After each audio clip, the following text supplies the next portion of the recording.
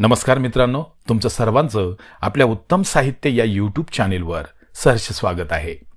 मित्रांनो, आपण ऐकत आहोत कादंबरी कातळडोह आणि या कादंबरीचे लेखक आहेत उत्तम सदाकाळ.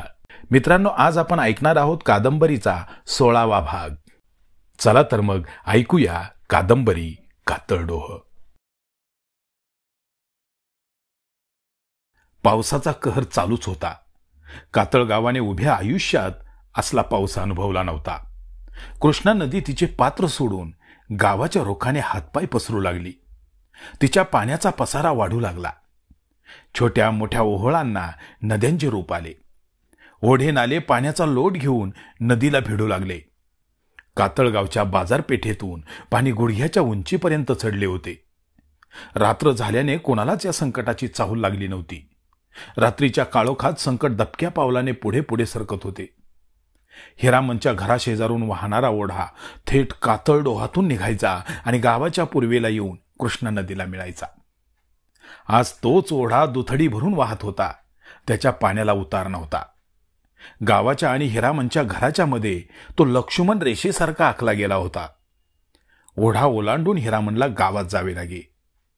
पण आज परिस्थिती फारच वेगळी होती.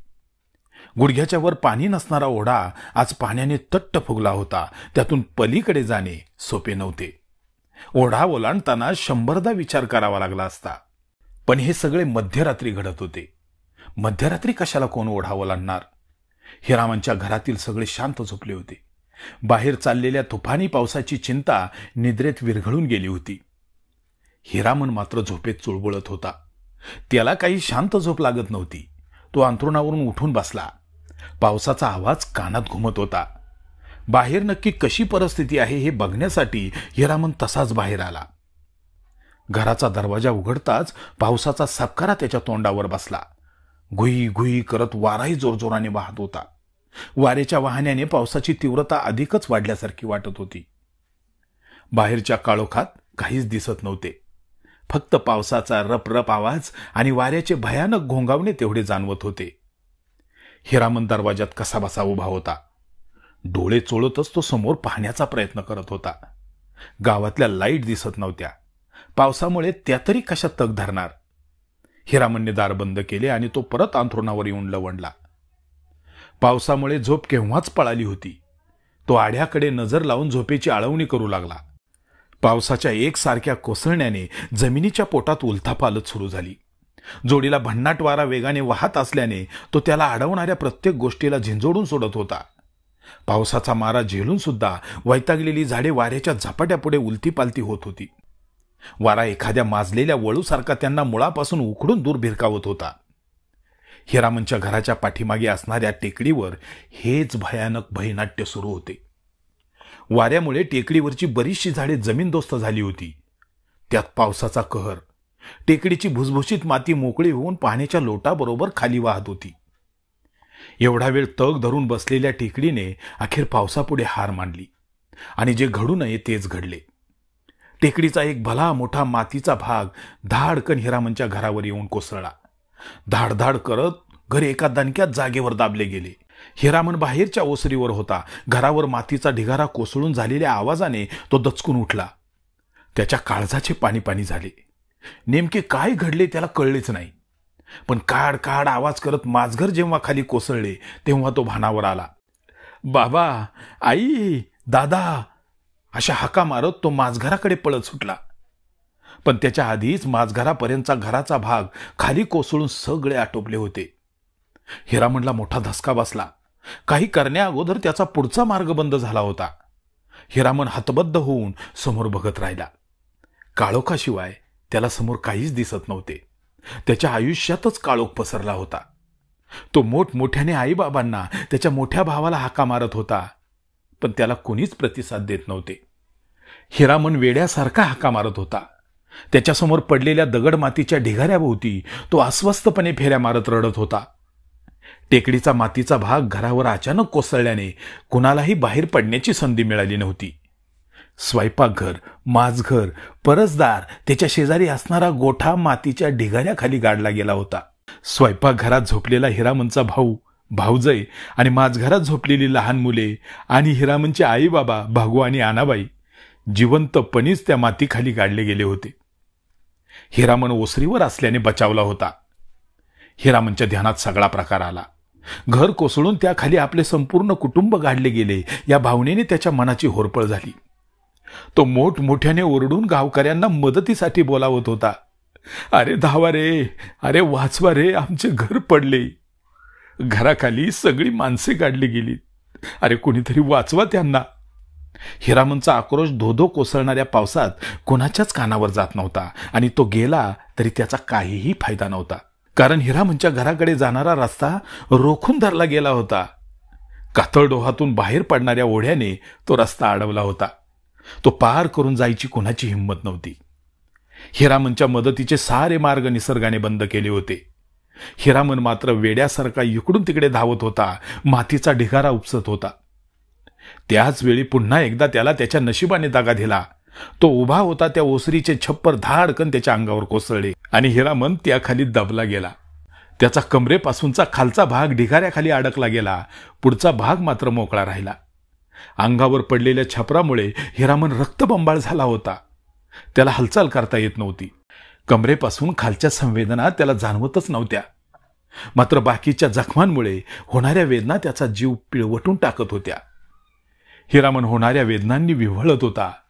त्याचा आक्रोश सुरू होता, पण त्याच्या मदतीला कुणी आले नव्हते. तो एकटाच सापडला होता एका भयानक संकटात. वरून पाऊस धोधो कोसळत होता, वारा सुसू करून वाहत होता आणि हिरामन लाचार बनून केविलवाण्या स्वरात मदतीसाठी याचना करत होता, अगदी आपली शुद्ध हरपेपर्यंत. शेजारून वाहणारा कातळडोहातील ओढा मात्र त्याच्या आरोळ्या ऐकून कुत्सितपणे खदखदून हसल्यासारखा वाहत होता. सकाळ झाली, लख्ख उजाडले आणि आश्चर्य घडावे तसा पाऊस सुद्धा लख्ख उघडला. धुवाधार पावसाने वैतागलेली माणसे पाऊस उघडताच आश्चर्यचकित झाली होती. निसर्गाचा लहरीपणा बघून त्यांनी तोंडात बोटे घातली होती. पावसाच्या उघडण्याबरोबर माणसे घराबाहेर पडली. पावसामुळे झालेल्या नुकसानीचा अंदाज घेऊ लागली. कातळ गावात कुणाचीच म्हणावे असे नुकसान झाले नव्हते. फक्त अपवाद होता एकटा हिरामन. त्याचे नुकसान मोजण्या पलीकडचे होते. गावकरी आपापल्या घराच्या डागडुजीत मग्न असताना कुणीतरी हिरामनच्या घरावर टेकडी कोसळल्याची बातमी आणली. तसा सगळा गाव हिरामनच्या घराकडे पळत सुटला.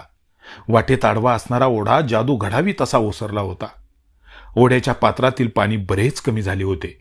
ओढा पार करून गावकरी हिरामनच्या घराजवळ पोहोचले. समोर दिसणाऱ्या घराची अवस्था बघून प्रत्येकाच्या मनात शंकेची पाल चुकचुकली.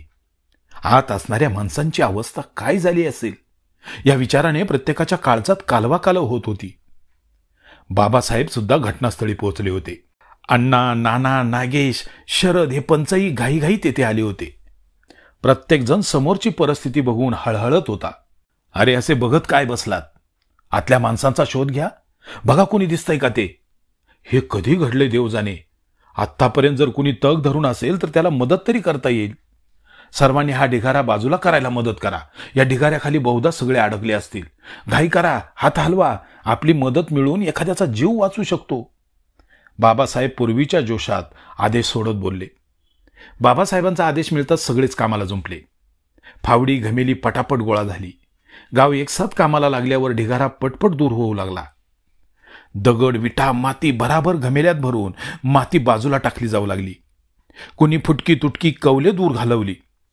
कुणी मोडलेले वासे, तुळया, बॅटमपट्ट्या उचलून बाजूला केल्या. ओसरीवरचे छप्पर दूर करत असतानाच एक जण ओरडला, बाबासाहेब, अहो इथं कुणीतरी आहे. त्याच्या आवाजासरशी सगळे तिकडे धावले.